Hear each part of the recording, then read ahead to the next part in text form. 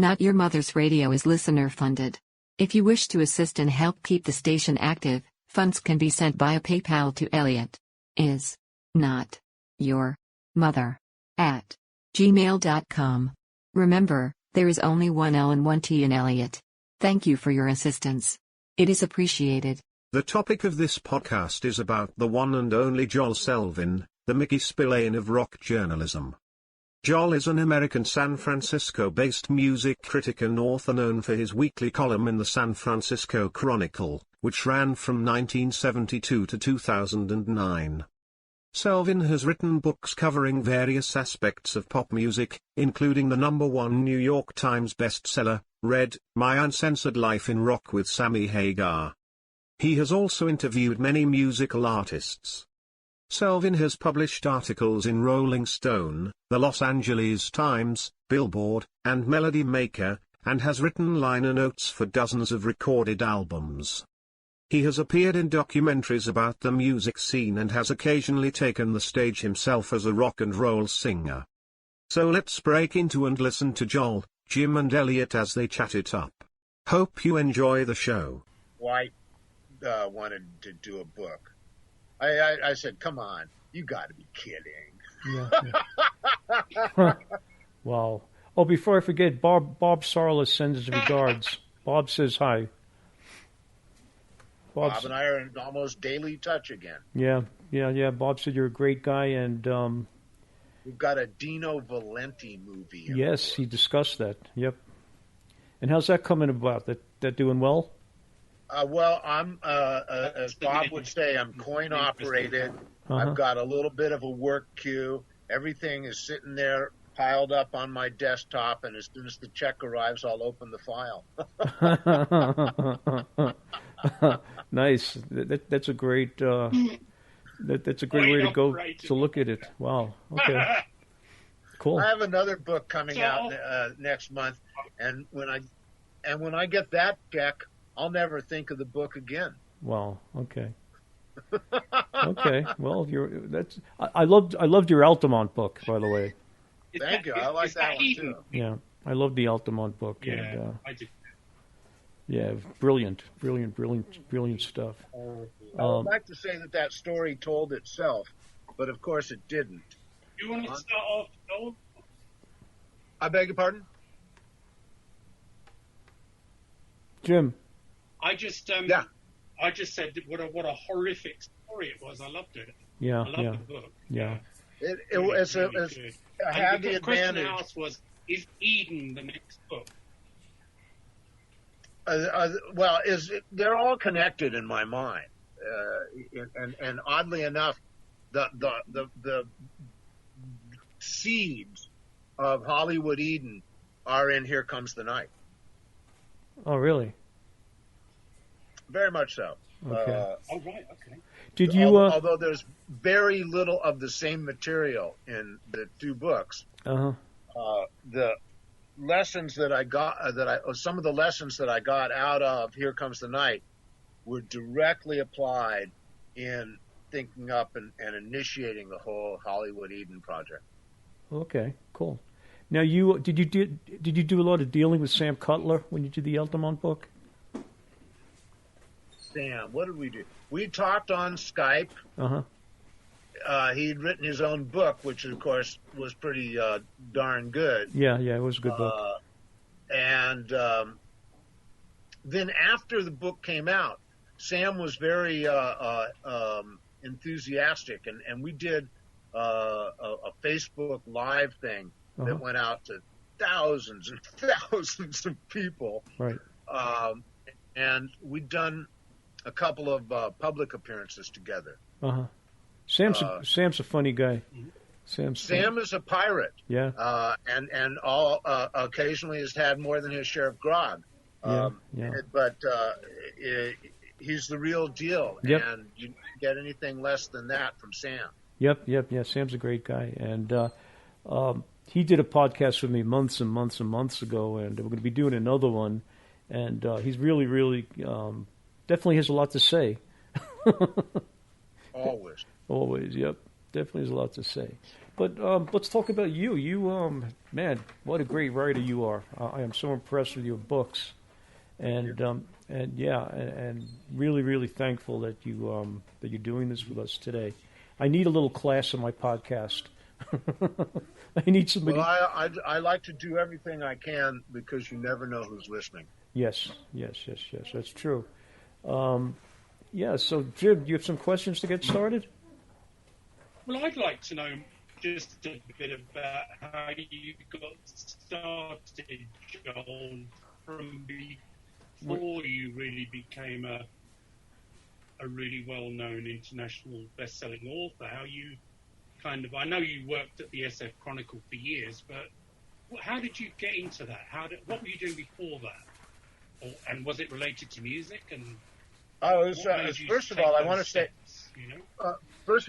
it's fascinating to find out that I've become a really well-known international best-selling author. I almost want to, pick up the phone and call my mother. But the whole thing is very organic, Jim. I dropped out of high school in just before June of 1967, which was prime time for dropping out of high school. And shortly thereafter, I landed a job as a copy boy at the San Francisco Chronicle, $55 a week, and all the free tickets to the Fillmore I could handle. Wow.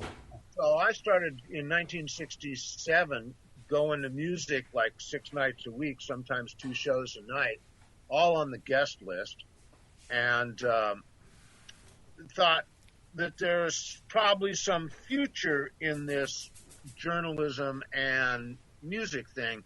Ralph Gleason worked at the Chronicle, and I'd gone to high school with his kids and knew him well.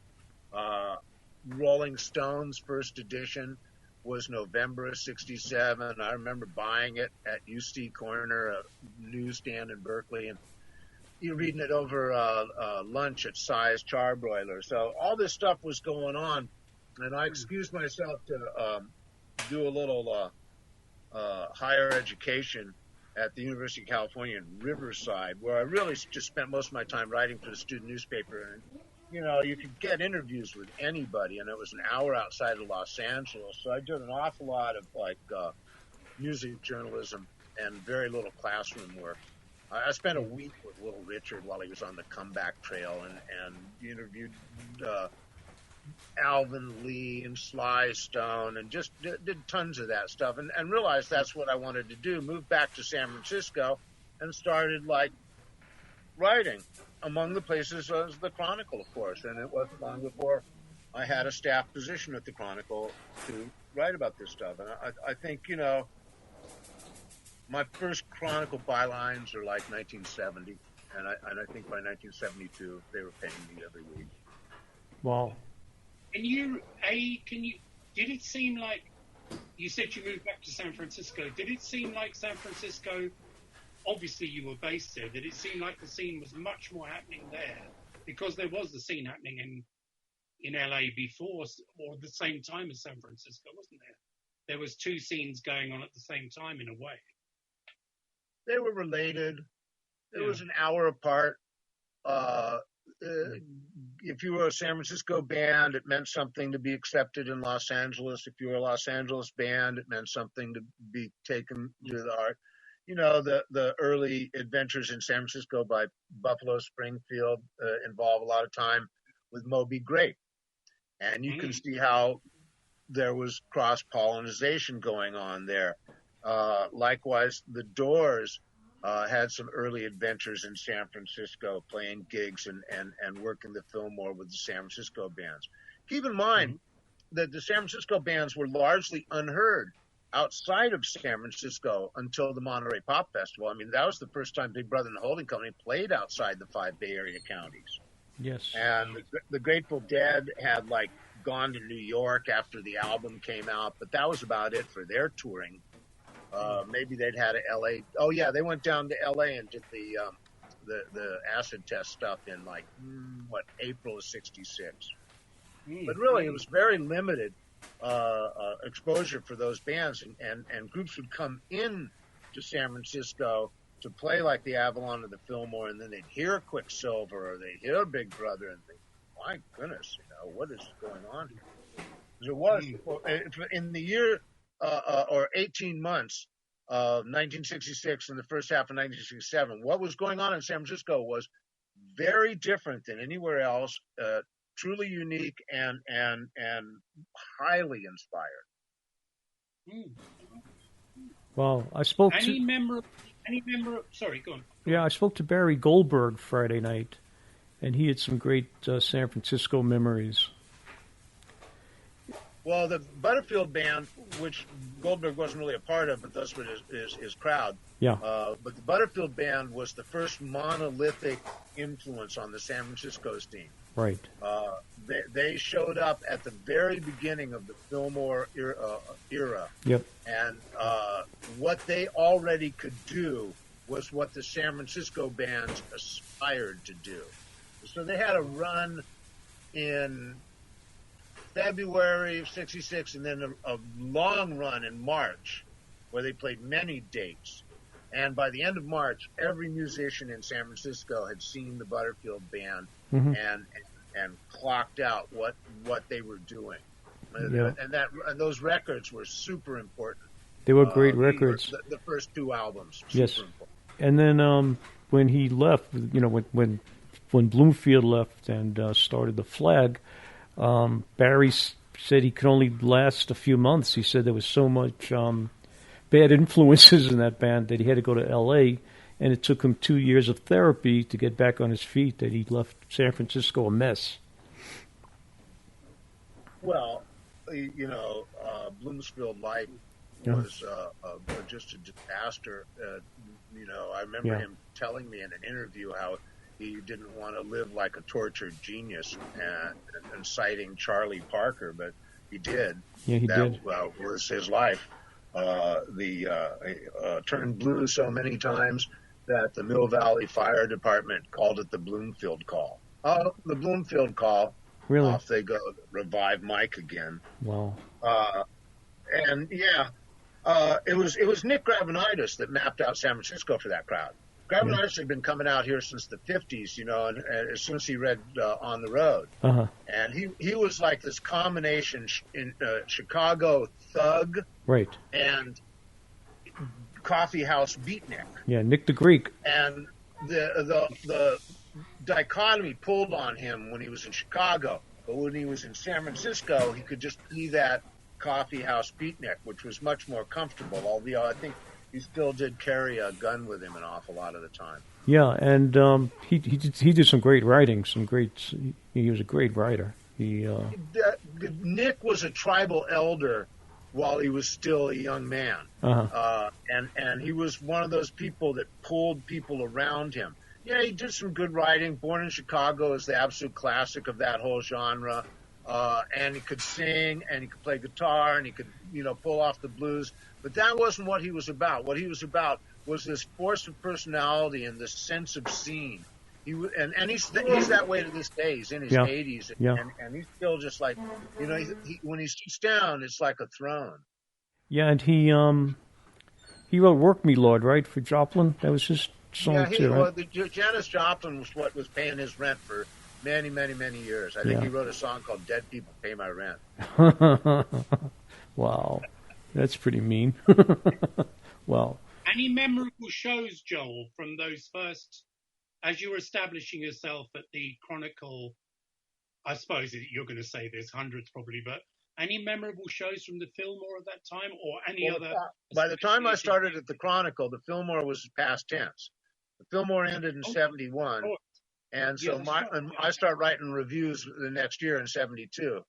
I remember there's many, many memorable shows from the 60s and 70s at the Fillmore, whether it's like Aretha and King Curtis, or The Last Night at the Fillmore West, or New Year's Eve 68, 69 at Winterland with Grateful Dead, Quicksilver, It's a Beautiful Day in Santana. A lot of shows, and early Santana shows were just unbelievable.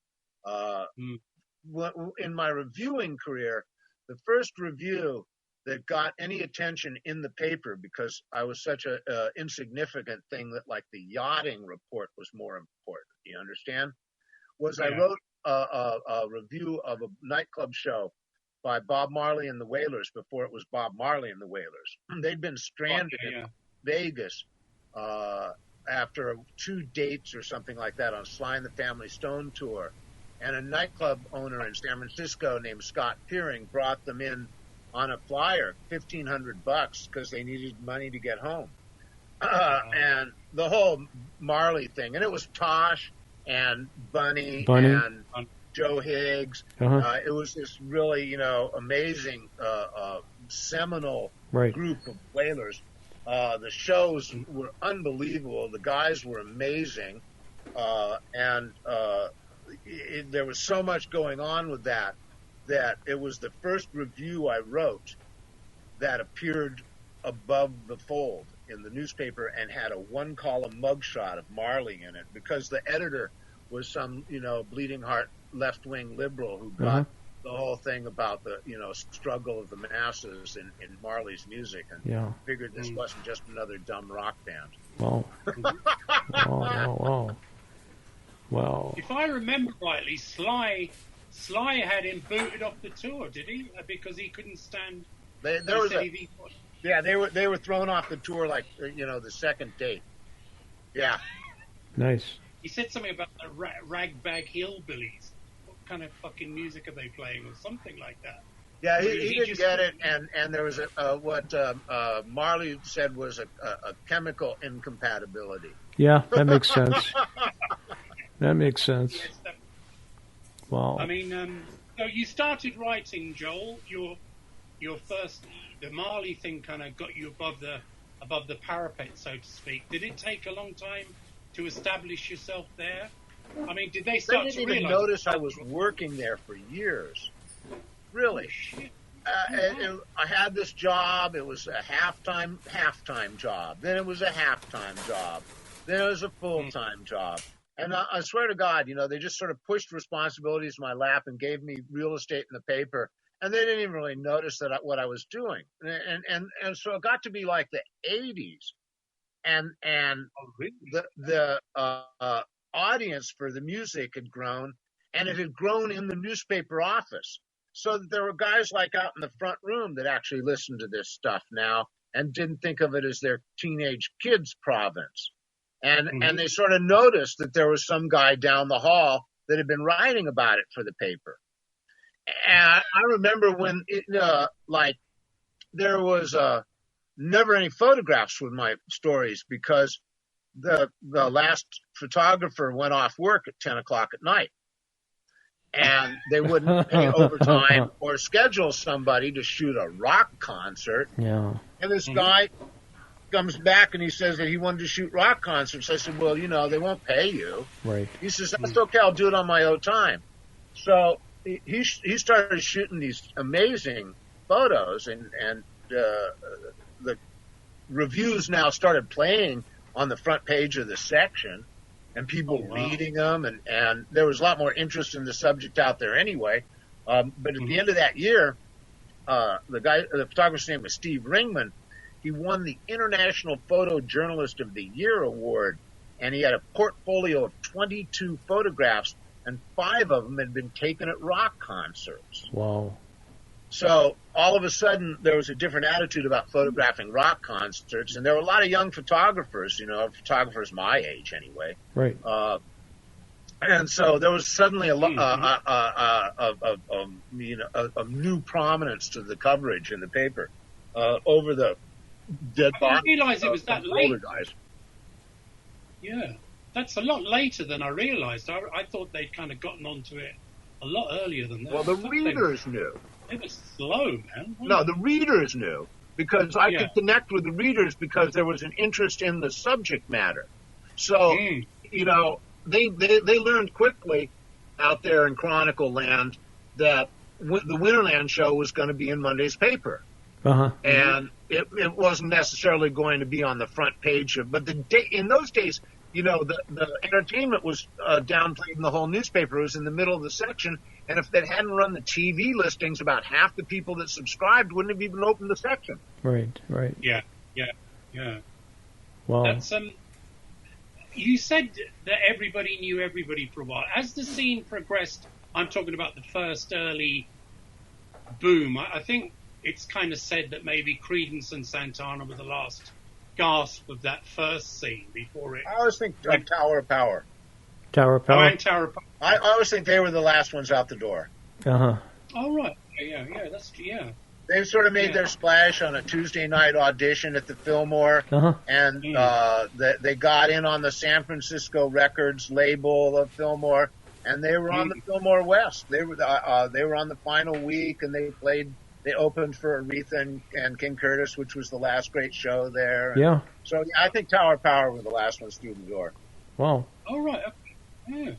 How accessible were these bands towards the end of that scene? Because when you watch that rather strange movie, The Film, which looks like being filmed by people stoned as hell, the film Last Nights of the Fillmore, whatever it's Last Days of the Fillmore, sorry, they seem to be more inaccessible then. But was that just the way the film portrays them, or did you find that as well, that they become, moved into Marin, got money and all the stuff? Or the scene had changed a lot. It wasn't like the bands used to be hanging out and when they weren't playing, watching the same bands you were from the audience. There was a backstage world that had developed, and there was stratification. And the drug scene changing had a lot to do with that. I always felt like when everybody was on acid, it was a big love fest, and there weren't any real barriers between people. And pot sort of encouraged a convivial community vibe. But when they started doing blow, it was like, hey, come with me. Let's go over here in secret. We can't really share this. Yeah. So a lot of that, had more influence than probably people realize. Right, and then then heroin, of course, ruined so many bands. Yep. Not as much as it ruined jazz, but.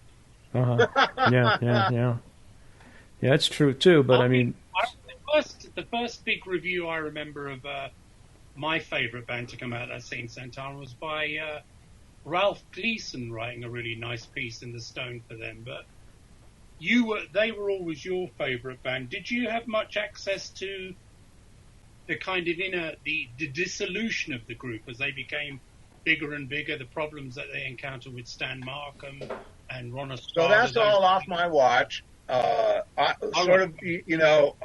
walk in the dissolution of things was I walked in right at the middle of the Creedence Clearwater dissolution. I met those guys when they were doing Pendulum and did a bunch of interviews with them, and then Tom split, and they were a trio, and I did a bunch of interviews with those guys. But the Santana thing had already sort of drizzled out. And Raleigh was up in Seattle, and Neil was in Azteca for a minute, and then he was in Graham Central Station for a minute, and then Herbie rolled out Journey. And I reviewed Journey's second gig in the pages of the Chronicle, and this is back in the days when they didn't know what the heck to do with my stuff, and they ran a mugshot of Carlos Santana with my review of Journey. Because they were former members of the Santana. Yeah. Oh, right. Well, I don't think we ought to go down the Carlos Santana trail with you at the moment, should we? I think you and him are not Carlos and me, we're like this. Yeah. Although he's such a pathetic egotist that I did.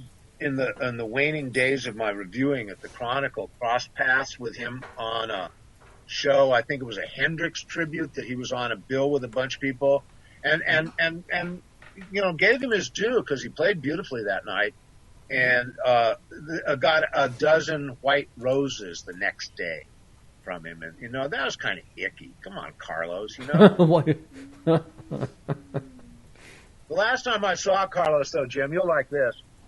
the original Santana band got back together for a minute at the Garden Latin Music Awards at Bimbo's, and it was a great moment. I mean, there's funny stories to be told about just a very short period of time, but for the purposes of this, at the end of it, afterwards, I wanted to go backstage and say hey to Carabello and Raleigh and give them but Carlos was in the front of the backstage entrance, surrounded by his well-wishers, just like in the middle of and I had to edge my way around the crowd to get in the backstage entrance, and I was like, and then Carlos finally, he sees me, he goes, "Hey, Joel, hello, Joel," and hey, Carlos, he goes, "Joel, is this the year that you finally write the truth in the Chronicle?" Like, hey, Carlos, nice set. Wow. Fake press. He was holding my hand, shaking my hand, and wouldn't let go of it. That riff. Oh, man. Well, Carlos and I, he's like he can't handle that kind of stuff. He's just, like Graham couldn't handle either. Graham always thought I worked for him, and he just didn't pay me. mm-hmm. Anytime I did something that went against his grain or that he didn't like, he acted like I was some maligned employee. He was such a fucking asshole. Excuse me. It's okay. We don't mind. You're talking about Bill Graham, not Larry. Yeah. Oh, okay. I began to. I mean, obviously, I didn't grow up in the same circumstances. You were always deeply interested in some of the bands that came out of the Bay Area, and your books, particularly Sly Stone, The Oral History, and later on Summer of Love, they were really like a real red pill, really, to describe the insanity of what happened to some of those bands when they stood at the top. And then that book was so dark in a way, so brutal, that it was... how did you find writing that book, Joel? The Sly Stone book was just an incredible adventure. It started out with talking to sort of the most obvious people, and they'd all been interviewed before, and there wasn't much that I didn't know. But they kept mentioning other people, and it was when I found Hamp Banks that the door opened to the story you're talking about. Nobody had ever asked Hamp Banks. Hamp was a pimp and a ghetto gangster who had been married to Rose and who'd been Sly's best friend, both before he went to jail when Sly was just a disc jockey and after he got out of jail, which was just after Woodstock. So nobody had ever asked Hamp his story. And Hamp was happy to tell it. Hamp not only told the story, but he lined up a lot of other interviews for me that I could not have obtained myself. I mean, for instance, I've been trying to get Bobby Womack to talk to me for 2 months. Uh-huh. Oh, okay. And Hamp calls him up and just leaves a message on his machine and says, "It's Hamp, I'm here now, you call that boy." And about 45 minutes later, I had Womack on the phone. I didn't even have to ask a question. He just started talking. Wow. So that was the kind of thing, that advantage I had. Hamp Banks really was this spectacular contributor to that. And he was the one that opened it up to the true story of Sly Stone. And then I'd make a second round of interviews with all the schmoes that I'd talked to before. And it was like, well, and I remember Greg Arico, who was one of the chief guys whose story changed like night and day, telling me, he's saying, Hamp's a lot of things, but he's no bullshitter. Right. And that's the truth. Everybody knew Hamp to be the guy he was. Wow. Wow. And that story, it's almost beyond dark, really. I mean, it seemed to me that they were into stuff that was so bizarre, like the use of something called PCP or angel dust. How about the dog? Oh, that was appalling. The dog and the baby. Dog. I mean, you want something dark. I mean, that thing. Gun. And Hamp found a photo of the dog for the book. That's how great Hamp was. Wow. Mm-hmm. That dog's one of the great horror stories of rock and roll. Oh, yeah, definitely. I mean, Hamp was surrounded by. He had his entourage as well, didn't he? Hamp had his guys. Yeah, I met all of them. At Right. least the ones who were still living. JB in Salt Lake City and Eddie Chin down in Hollywood. Wow. You have an incredible. They were all truth tellers too. They're all like, I said, Eddie, were you in on the beating of Rob and Moose? He goes, in on it. That was my party. Wow. And Larry Graham didn't talk to you for the book, though, did he? It was just wrong. Larry talked to me for the book, gave me the full fantasy land, and then I called him back and said, "Hey, Larry, I talked to Hamp about the Cavalier Motel, and he hung up on me." Oh wow! And about 4 hours later, he calls back. And he had to crawl through broken glass on his stomach to get my phone number because he had to call a manager he had fired like 2 weeks before and ask her for that number. So it was like, and he calls back and he says he wants to talk off the record. But when somebody says the Cavalier Motel, he knows there's something going on, that I know something he wants to know. And in truth, there were things that happened that night that Larry had no knowledge of that I had found out about. Really? Yeah. So, I talked to Larry plenty. Of all the people in that band, I was closest to Larry in many ways. Right. So that story, Joel, was people knew that the band showed up late for gigs, etc., etc. But that backstory had never been told then until. No, it had never been.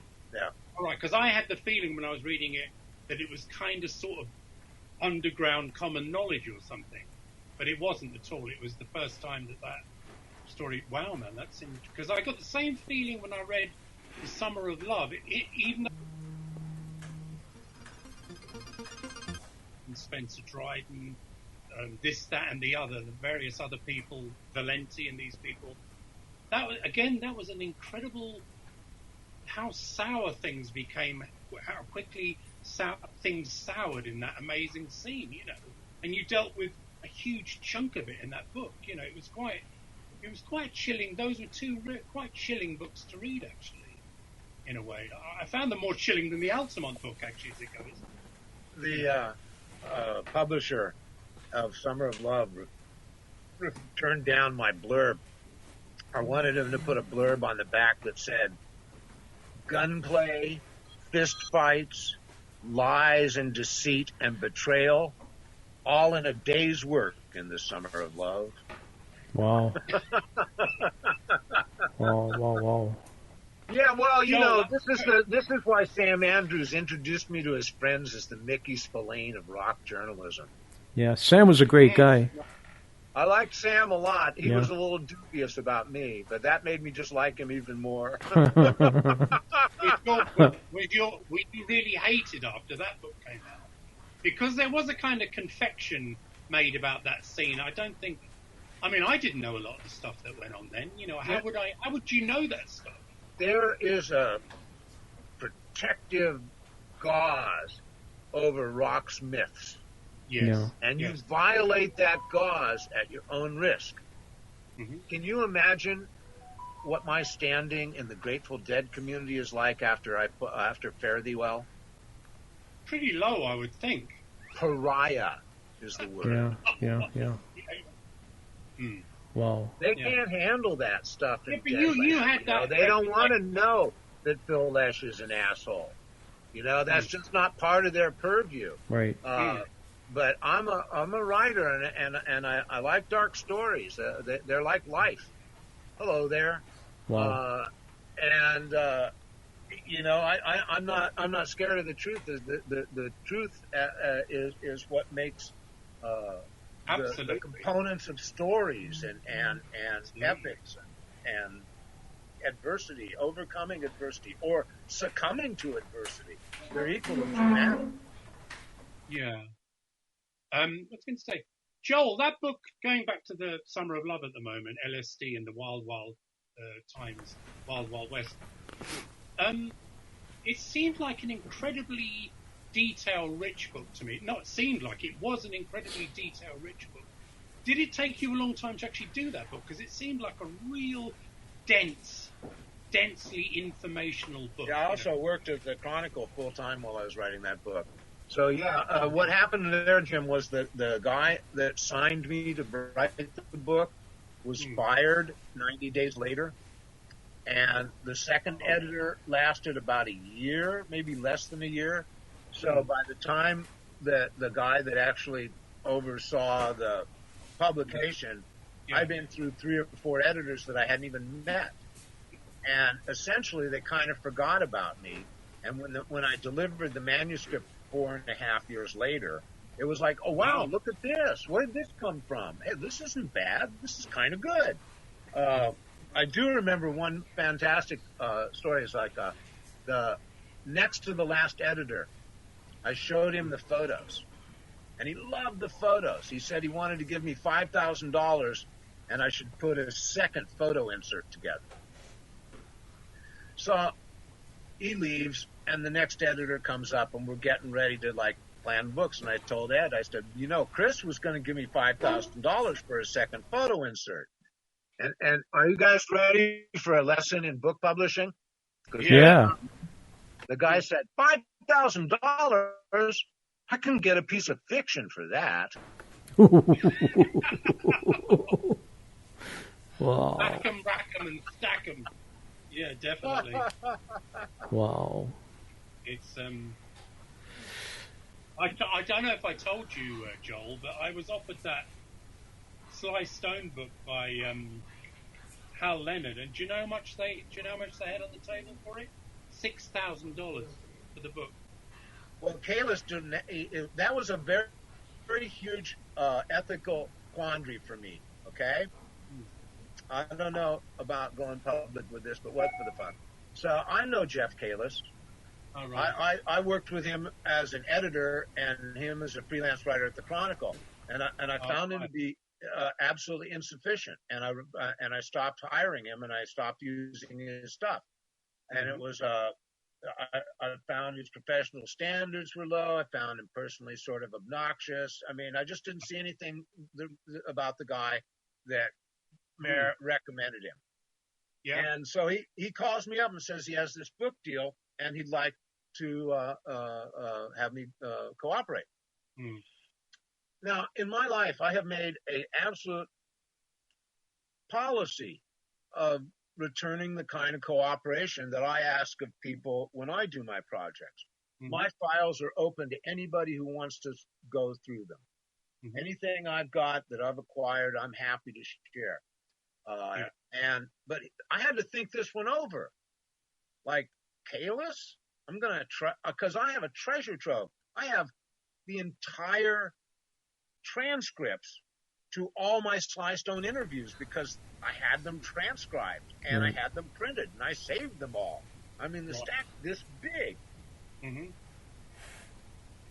I pondered that for quite a while and realized that my dislike of Kalis or my approval of Kalis or whatever was just not important and that I had to live up to my karmic responsibilities. And I gave those interviews. And I don't believe he would have had a book without them. He was scrupulous about attributing his use of them.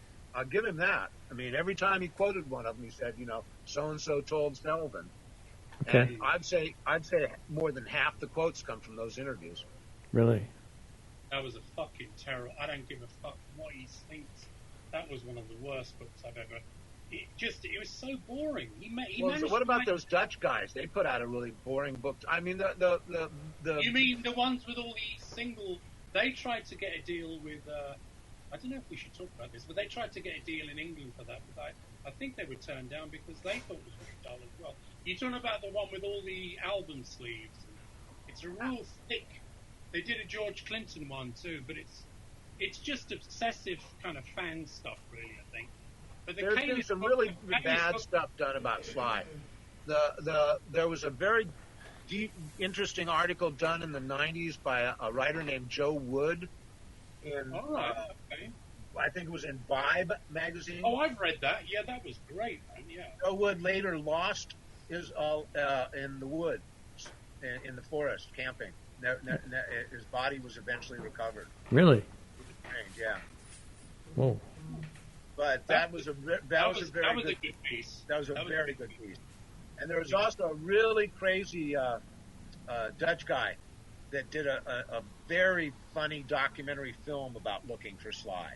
Oh, I've seen that. Yeah, it's in very funny guy. Wolf would call me every few years. You know, he's always up to something crazy. Yeah. What is the deal with Sly? There's been quite a few, or certainly 2 or 3 movies being made on him. I guess, is it all the Jerry Goldstein stuff that stops it coming out?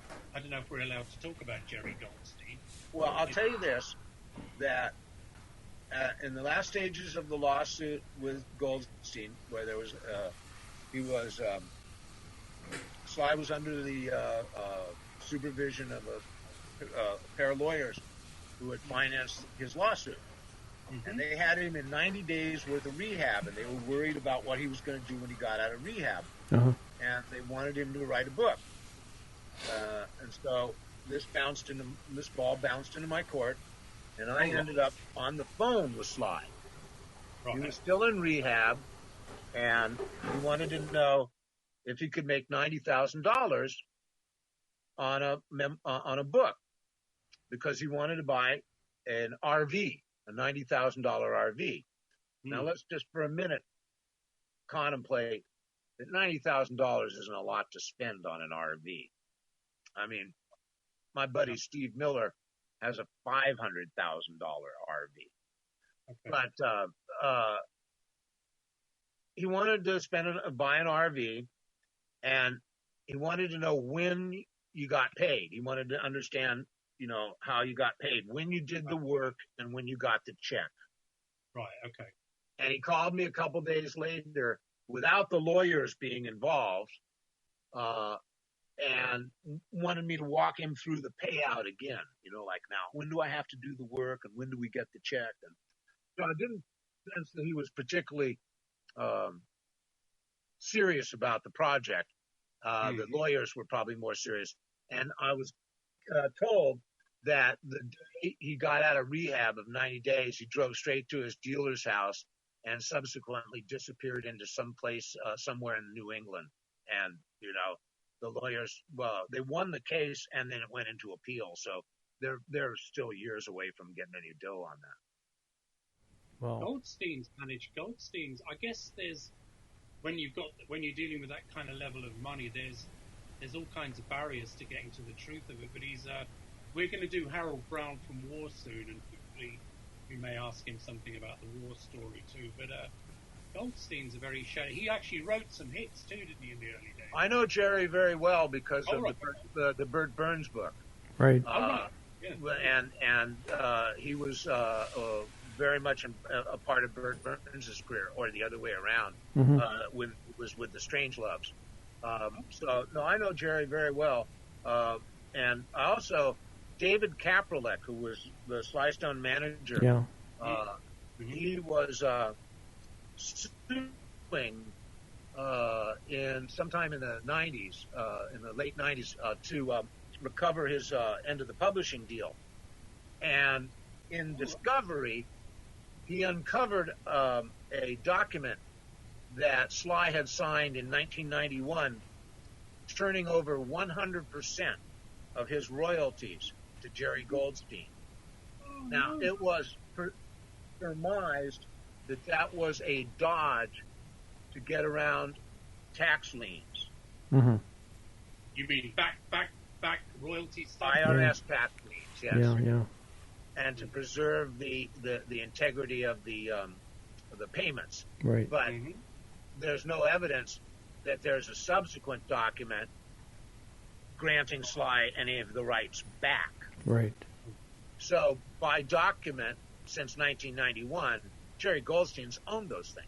Wow. Nice work if you can get it. He signed it. You know, there is a decision in jurisprudence. It's known as the Allen Toussaint decision, and it commemorates some rather draconian contracts that Toussaint had people sign. Mm-hmm. And the kind of legal upshot of the Allen Toussaint decision, it's kind of, well, you signed it. You must have known what it said. Wow.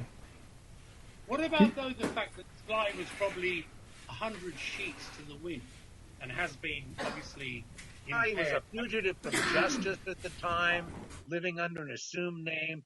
I would think there would be all kinds of, like, interesting sort of legal avenues to try and undermine that. But the truth is, the document's the document, and in law, they tend to go with that. You signed it. You must have known what it said. I understand that Willie Dixon used to do that, too, to these poor African-American blues guys. He would take them out for lunch and give them like $25, and he would take their tunes, and they became his. I don't know how true it is, but that was, Willie Dixon is one of the people who, out of the Chicago blues scene, who has a fairly unblemished ethical reputation. I would remind you that he served in prison rather than World War II as a conscientious objector because he wasn't going to defend the racist nation. Yeah, well. He was a very strong brother. Well, you don't know how true the stories are, but that was the... I've never heard that about Dixon, and I've heard a lot about other people. One thing, too, Joel, getting into, from an artistic, creative point of view, one of the things that I've enjoyed about your writing, too, on a personal level, is there's a kind of a very sardonic humor which comes out in certain sentences while you write. And I remember one of them was, these are some examples that made me laugh, because there's a certain sarcasm in it, which is quite unusual, because a lot of American writers are not that sarcastic in a way. And one of them was something about Skip Spence with Moby Grape crashing his one of his bandmates' door down, and it looked like he shaved with a rusty axe. I always thought that was a really funny line, just the idea of somebody trying to shave with an axe, and... Well, I don't think sarcasm is entirely the exclusive province of British writers, but... Oh, no, not at all, no. No. That actually made me laugh out loud when I read it. It was like... And there was a thing about Chapito in the Summer of Love book saying, the outgoing arrears. Just the way you said the outgoing arrears, as if he was at a social soiree. And at the time, he's, of course, flashing his member to passing French women from a French hotel. And the combination of the outgoing arrears was just such a funny thing to have written that. I burst out laughing when I read that. And certain kind of, sentence constructions. Like there was another good one I liked. You mentioned something about Shreve and Santana talking at the Paisley Penguin once. And there's a really, for any of those who don't know who are listening, Michael Shreve is the original Santana track, and Carlos is the Santana namesake.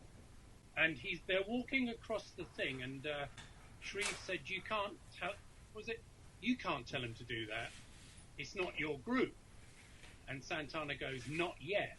And then you said, a chill rippled through the drummer. And I thought that was a really nice touch to kind of convey that sudden waking up, a realization that, a red pill moment where you realize, fuck, things are not what I thought they were at all, So those writerly things, from a writer's point of view, I found really very interesting, Joel, you know what I mean? And I really picked up on that stuff a lot, I really appreciate your attention to detail. In something like that, I'm sure something Michael said to me cued that. I never add details that I fabricate. I will sometimes project details that seem obvious to me, or drill down a level on something somebody said, but they never come out of whole cloth. And the idea of Summer of Love, the overweening purpose of that book was to find out what it was like to be those people. Yeah. That was what I wanted to know when I was out in the audience in the Fillmore in 1967 and 68, 69, and watching these bands. and being as excited by everything as everybody else, I wondered, what was it like to be in Santana? What was it like to be in the Jefferson Airplane? Yes. And that was what the exploration was for that book.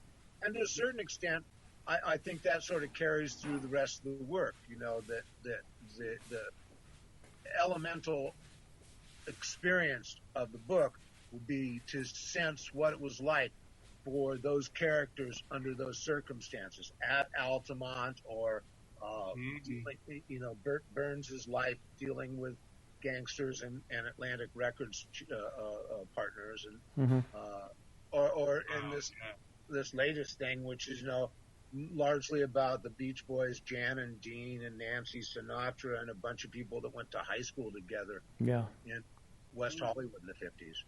Wow, man. It's really, I mean, in a different way to the English music scene, it's when those musicians bump up against the mob and that, you realize how their lives are worth nothing. It doesn't matter how creative they are. If they make the wrong move, they could end up with like one leg, or not end up at all, or just end up. That's it. They just end. And it's, to think of that kind of sheer brutality of it in a way is quite amazing, isn't it? These people that are revered by so many people for their insight, their emotion, their integrity, and on the other side of it, there's these people that don't give a fuck at all. It's that came across very much you, Burt Burns film. You know, I watched that and I really enjoyed that as well. Yeah. You've got some Jan and Dean links there, haven't you? Yeah, I did. I did a later show with them. It was after Jan's accident. I guess it was in the early '80s. It was set for an HBO airing and never took place. But we brought Jan and Dean in, and Mark Volman and Howard Kalin were the MCs. We had the club converted into a beach thing in New York, and the whole bit. And Jan was already a little, he wasn't doing that great. He obviously had, he was brain damaged and everything else. And Dean was running the show at the time. And it was pretty apparent that Dean was really taking advantage of Jan. I mean, he would tell people that back in the old days, Jan was getting the bigger percentage of the duo's, income. And now it was flipped. Dean was getting the bigger percentage, and Jan was pretty much kind of paraded around like just anybody could have been Jan pretty much. Jan had very little to do with anything else. And Jan was... I'm sorry? I can't hear you. Was he in a wheelchair? No, he could walk. No, he could walk. Oh, okay. He could walk. He couldn't sing very well. No. And he couldn't talk very well. No. But he was very present. Yes. He was very aware of where he was and what he was doing, and he was taking an immense pleasure out of just being in front of audiences and being in the band. And it was a huge therapeutic event for him, but he wasn't very capable. No, and Dan... was that with Papa Do Run back behind them? I believe it was, actually. And so that was a Santa Cruz band that had been doing Beach Boys and Jan and Dean songs long before that. And they'd been very popular around the beach doing that stuff. And they had it down. Right. They had 6 singers in the band. They had every part covered twice. And they could carry Jan, and Dean needed carrying too, by the way. Yes, he did. They could carry those guys to the end of the show. They were fabulous. They were great. But Joel, do you know Michael Epstein back in New York? Epi? Okay, I used to work in a club called My Father's Place, and Epi Epstein was the owner. I was general manager. I should know the club. It was out on Long Island, right? Yeah, in Roslyn. I was the general manager at the club at the time, and Jan had a cocaine problem, and he was getting the drugs through the band, so to speak. And, he would get paid, and the guys in the band would take his money. And it was really pathetic. It really was. And I remember talking to Howard Kalin about it. We were sitting around at the end of the show, like the next morning. And nobody cared. It was just, he was pretty much a showpiece. And Dean couldn't go out on the road and make money, so it had to be Jan and Dean. Jan was this. So Dean didn't make any dough with that. He had a graphics arts company that he was living off of. Yeah. It was a thing that he felt like had to do because Jan needed it so much, and it was very much of a burden to him. And Dean's not exactly like warm-hearted, giving, loving guy. Mm-hmm. He's looking for his end of the deal too. Sure. And also, he was under Jan's thumb the whole time they were Jan and Dean. Yes. And he was just the patsy, and Jan was the genius. And he pretty much said that. They weren't pals. Yeah. They weren't friends. No. I think Dean was at the hospital twice. Yeah. And Dean had this whole. He was pretty arrogant about it. It's my turn to be the guy in charge now. And I'm sure he was. Yeah. I met with Dean prior to doing the book, and I talked to him for a while, and I read his book.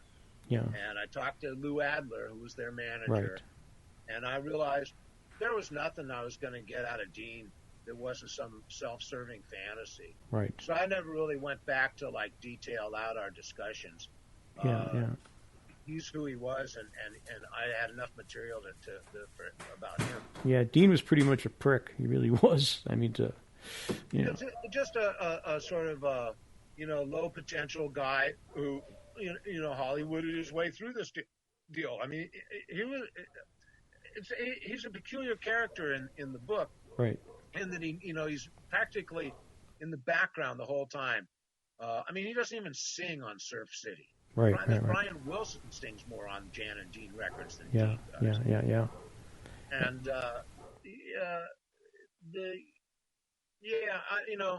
it's a strange dialect between those two, dichotomy between those two. Yeah. It was a very peculiar partnership. It was like an old-time comedy team that didn't really like each other. But yeah. That's what he reminded me of, Abbott and Costello. Yeah. Yeah, that's pretty much the vibe I got. And Dean was pretty much saying, hey, it's my turn to be the big man now. How many times did you put them on then? This is a kind of a review that was going on right now. Were they big? I don't know much about Jan and Dean. Well, I spent maybe a week with them, and then we did the show, and another day or two afterwards, we kind of hung, and I was driving them around and stuff. I was taking care of them, and so I kind of saw the ugly part of it, That's great, man. I mean, one thing that was interesting, Joel, was as you probably joined and started. Jan and Dean didn't have many hit records in England. I'm just looking here. Wow. I have no idea. Do you know what? I don't know, because they had 2 hit records in England. They had Heart and Soul and Surf City. Wow. That's all they had. They had no career at all in England. I had no idea. They did. They didn't mean anything to me. I mean, I always thought they were kind of something before the Beach Boys that wasn't very important, but that's just my own ignorance. You can't know it all. Well, you can, but I don't. You'll have a different viewpoint after this. Oh yeah, and I mean, and growing up in England, it was a lot of that stuff. There was no media then. I mean, going back to Santana very briefly, there was nothing about them at all in the media. Nothing. You'd read a sentence, and that was it. There was tons of stuff about the Beatles all the time, or the Stones, but nothing about a lot of the American bands. Well, Santana didn't get a lot of press on the East Coast either. You kind of knew they were there. You knew Oye Como Va, but you didn't know. What you guys are talking about, man. But in 1970, there wasn't a more copied, influential. They were selling 100,000 records a week of those first 2 albums. Prior to the release of the 3rd album, when they played Hammersmith Odeon, it was the fucking who's who of English rock in the first 3 rows. Right. And the greatest compliment of all is the Rolling Stones on Sticky Fingers of Can't You Hear Me Knocking? Can't You Hear Me Knocking? Yeah, I mean, what more do you want? That Rolling Stones imitating your band. No. You knew their music. You knew they were around, but there was no like really media that. Well, Carlos wouldn't do interviews. Yeah. I mean, they decided no interviews. Yeah. That's what I mean. Because Carlos couldn't fucking speak English. Yeah, I mean, you knew their music, you knew who they were, but like every other band, what's your favorite color, Carlos? That kind of stuff. Do you remember the Ben Fontori's piece? Yeah, the Resurrection of St. John. Yeah. That was the first time those guys came out in the public at all. Right. Wow. That had been a specific decision that they were not going to seek publicity on that level whatsoever. I thought it was interesting, a band that big. It made them even more mysterious than they seemed already, which is... The last thing you want is Carlos giving an interview in broken English, Yeah. Greg could talk, couldn't he? I mean, they weren't... Greg and Tree were pretty bright, Yeah. I mean... Greg Raleigh was once described to me by his manager as being so smart he was practically disqualified as a musician. I worked with Michael. I worked with Michael Shreve for a while, Joel, in his Novo Combo band. I don't remember that one. You don't remember Novo Combo? Back in 1982, I think, New York. Yeah. New York, yes. 2 records on Polydor. Polydor, yeah. Steve Dees from Hall & Oates was in that band, and just 2, Pete Hewlett, who was a session guy pretty much. They weren't the greatest. They weren't commercially. There was no greatness there, but they were an interesting act. Yeah, sounding a bit too like the Police. Yeah. Which was the problem for them probably. As the 70s start, are you all right for time, Joel, by the way?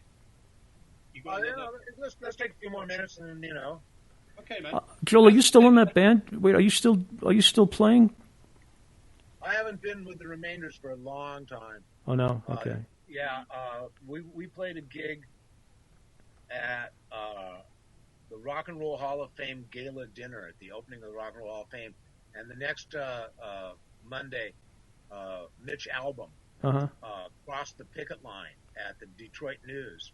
Had some bullshit about how he owed it to his readers or something like that. I was still a union newspaper writer, right? So we get another invitation to play some gig down in Disney World, and these were all discussed by emails, gang emails. Sure. And I wrote up and said, sure, let's take the Disney World gig, but who's going to play keyboards? Because I ain't getting on stage with no fucking scab.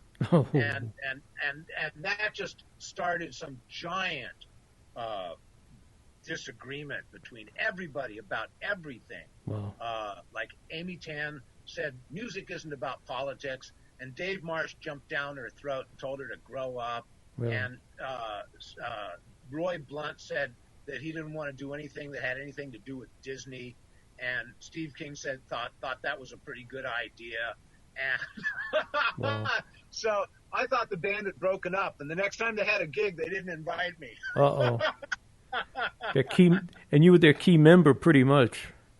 Oh, I was nothing. Nobody missed me for a minute. I used to joke that I was going to change my name to Manny. So that when we got up on stage and they said Steve King, Amy Tan, Dave Barry, and many more, I could say that was a typo. There you go. I'm Manny Moore. Manny Moore, yeah.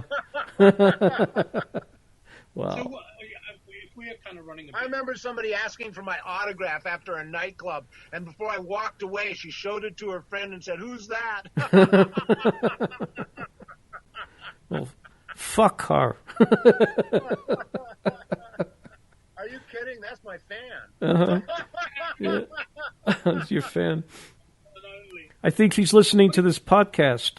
Joel, can you recommend any, outside of your own oeuvre, can you recommend any good books about the music scene that we should be writing? So I love Michael Dregny's biography of Django Reinhardt. I think that's just a brilliant piece of work. There is a biography of Howlin' Wolf by a pair of writers. I regret not being able to recollect their names. That I think is one of the great accomplishments of blues history. Oh. Although Bruce Confort's recent biography of Robert Johnson is just astonishing work of scholarship. And I've never ever been anything but incredibly impressed by anything that Nick Tosches wrote. Okay. All right. The Elvis books. He wrote a biography of Jerry Lee Lewis. He wrote an incredible biography of Dean Martin. He wrote a book about Sonny Liston. He's written a tremendous amount about the sort of seamy underside of pop music, and he's just one of those people whose abilities with words is just supernatural. Oh. Wow, fantastic! I have the Dean Martin book here, actually. Dino, something. The opening page. I read the opening page every time I start to write a book. Really? Yeah. Just to remember how books are supposed to start. Let me write that down. I want to check that out. Yeah. Do you know what, Joel? We've done over an hour now. I'd really like, if you've got time, to do another one of about an hour, because I'd really like to talk to you about some of the other books you've done, the Altamont book, the Grateful Dead book, the upcoming Hollywood Eden, the San Francisco musical history tour as well, which has got a lot of detail about the clubs and venues in the Bay Area, in the city and around. I don't know if you're up for that, but it'd be great. We can put another one on the schedule, Jim. You've been such a stalwart supporter of my work, and you've done such great work in the field yourself. I'm happy to be, and I'm very, very flattered by the amount of detail that you've gone to. Well, they literally did make me laugh, and I remember reading the Chapito thing as if it was yesterday. I burst out laughing because it was the way it was written. I mean, the thing itself was insane, but the way you wrote it added to it, I like to write from my attitudes, but I was not aware that I was funny until I watched a audience see the Burt Burns movie. The Burt Burns movie is all straight out of my book. Yeah. All the narration is drawn from my book. And I didn't realize that they were laugh lines. But they play in front of an audience in that movie. And it's all the understatement that you're talking about. You called it sarcasm. It's really more ironic understatement. Yeah, ironic, actually, yeah. And, outgoing. That's an ironic understatement for some guy who's wiping his weenie, right? And I do traffic in that ironic understatement. And in front of an audience, and I sat underneath the screen and watched the audience. I'd seen the movie about 50 times.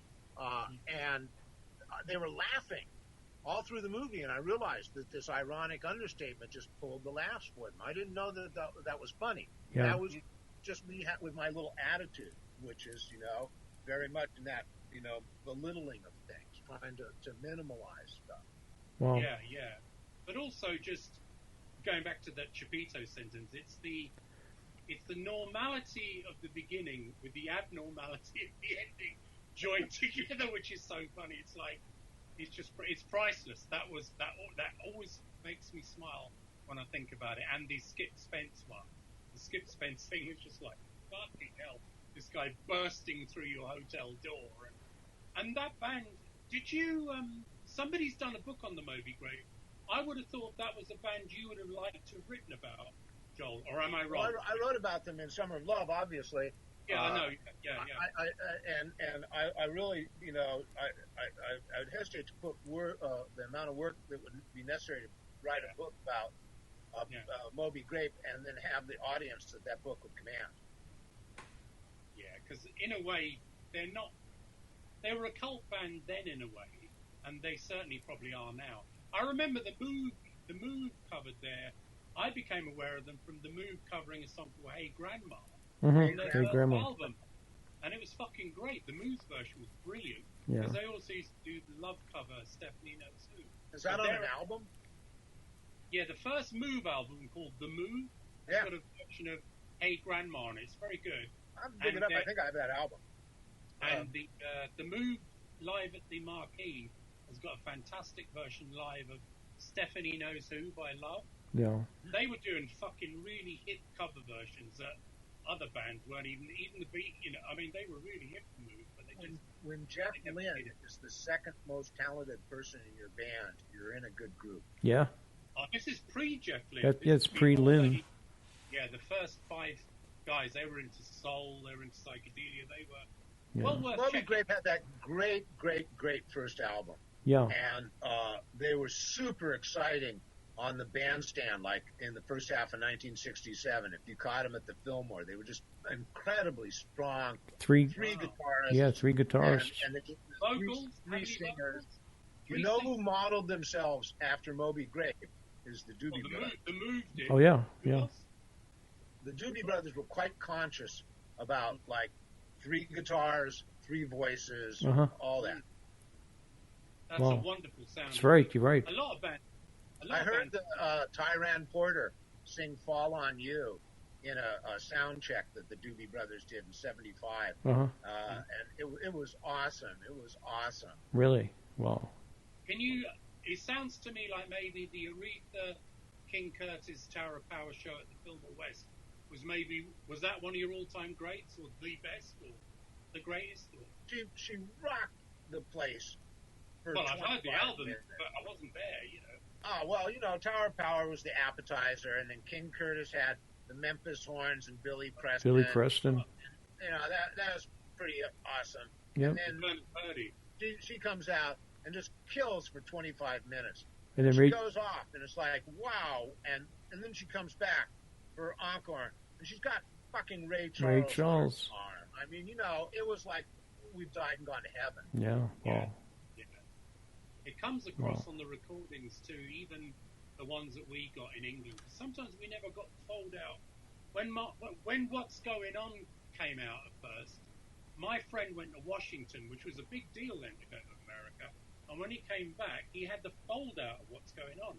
Because in England, it was just flat. There was no fold out with all the family, the collage and all that stuff, and the lyrics inside. That stuff was kind of gold dust then. Now it would be... people wouldn't think twice about it. We felt the same way about British albums. Yes. There was a store in San Francisco called Gramophone Records that imported British albums. Yep. And they were quite expensive. Yep. But we would go over there, and that's where we could buy the Hendrix album before it came out in this country. That's where we could buy Sparks. Rolling Stones albums that had different tracks on them and were longer. Yep. And by the way, there were much nicer pressings, finer vinyl, and nicer covers too. The slick covers. Much nicer. Yep. The Rolling Stones' first album just was that beautiful picture of them, not England's newest hit makers. And the record felt that same way. And the record envelope had plastic in it. You remember? Oh yeah, no, they were beautiful. And I'll tell you why, Elliot. As I understood this, because I went to LCC Secondary Moderns in 1961 and 62, so I know what it's like to be in England. And it's a working class country.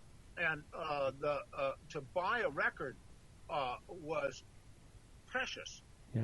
To buy an album was a deluxe moment. Right. And in fact, they wouldn't put singles on the albums because the people had already bought the single. Right. In America, they used the single as a way to promote the album. So Painted Black was the first track on Aftermath. Yes. It wasn't on the English Aftermath. Yes. And now it's a single. Yep. So an English person went out and they were paying what? Like $2-3 quid for these records, like $10 or something like that.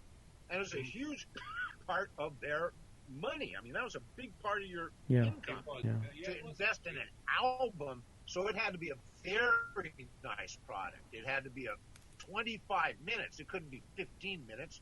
And it had to be finely pressed. And it had to have those little ridges on the record so that when they stacked up on top of each other, the grooves didn't touch. Right. They were finely manufactured, and the covers were beautiful with those shiny cellophane covers. No, the English records were much higher grade. Oh yeah, product. yeah. Because I always thought it was a bit the opposite. I always thought that the Beatles albums, when you got them, were fucked up because they had all these. We never had that one with the, where they had all the babies parts on it, where they got all the schmuck. Yeah, yesterday. Apple had a proprietary stereo system called, I think, Electronovision or something stupid like that. Duophonic, that's what it's called. It was really a stupid stereo system that didn't really have true stereo.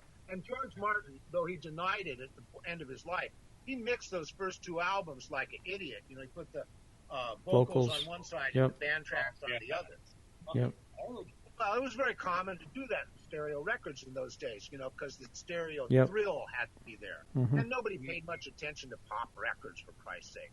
He was busy, you know, mixing Bernard Cribbins and the London Philharmonic. Right. So, you know, he was just whacking these Beatles records out. So, yeah, the sound quality of early Beatles records in America leaves a lot to be desired, but the early Beatles records in England are a little goofy, too. When they did the CD reissue, there's an interview with Billboard where George Martin claimed that he put out the CDs in mono because that's how they were originally recorded. Right, right. Well, you can buy all the Beatles albums in mono now, can't you? Yes. Yeah, and you can buy them CDs in the duophonic because American listeners wondered, what are these CDs? They don't sound like I remember. Right. So they put out a set of the goddamn Beatles records in the horrible, crappy stereo. Yeah. The Beatles stuff did sound a bit weird at first when it was remixed, didn't it? Did you find that? Well, no, because I was familiar with the British pressings. Yeah. And that's largely what they were. Yeah, no, I wasn't used to the clarity. But, it just came at you kind of thing. Well, if you liked the Rolling Stones, and I did, you just didn't listen to the American pressings. Oh, right, that's interesting because I remember when I first saw a Santana 3 American one, it seemed like the card they used on the albums was much thicker. When they got to England, the cardboard was thinner. Slicker. And I bought the Louis Gasker For Those Who Chant thing on Blue Thumb, and it was like fucking really thick card. I thought, what's this, I remember thinking that album was so way out when I first heard it. Now, actually, it is still quite a way out record, but... Oddly enough, those cardboard album covers were cheaper than the ones they made in England. Yeah. Really? Yeah. They were thicker, though. They were really... They're just cardboard. Just crappy cardboard. Yep. Yeah. They seem deluxe to me, to use an American term. What are you listening to at the moment, Joel? Anything that's grabbed your eardrums? I don't think I've heard a new record I really, liked tremendously since Ry Cooder in 2005, Mambo Sinuendo. Yeah. But I'm not really a sports writer anymore, so I don't watch the rookies play baseball. Right. Okay. Yeah. I'm not going to be Your continued. Mother's Radio is listener funded. If you wish to assist and help keep the station active, funds can be sent via PayPal to Elliot. Is not your mother at gmail.com. Remember, there is only one L and one T in Elliot. Thank you for your assistance. It is appreciated.